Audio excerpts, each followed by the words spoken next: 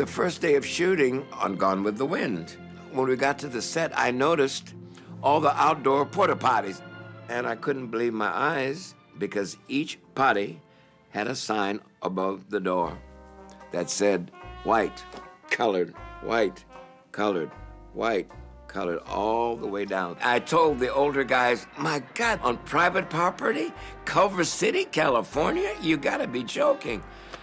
And the older guys said, look, Lenny, we've got babies at home. We got kids at home. We got to feed. They could kick us off this film if we raise a ruckus about this problem. We don't care. We'll go where the sign says. And I imagine a lot of those guys were from the South that were working on that film, and they were used to that. But I was born and raised in Southern California. My mother was a schoolgirl here in Echo Park. Well, I didn't know anything about segregated toilets or a fountain where you couldn't drink or schools. The schools were all integrated. The schools that I went to were black, white, Chinese, everything, you know. And I said, look, if they fire us all, they can't bring 400 Mexicans out here to look like black people. They have to keep us for this film. And the older guy said, okay, we'll go along with you, whatever you decide. Okay, you guys stay there.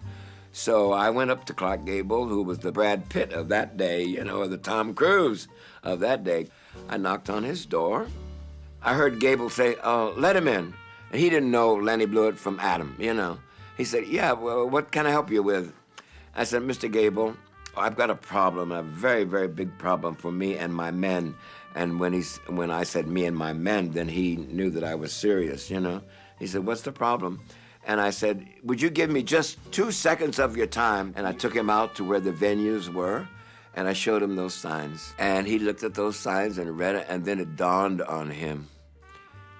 And he got on the phone, on those portable phones, they rolled up to him, you know. He called Victor Fleming, the director, get me Vic.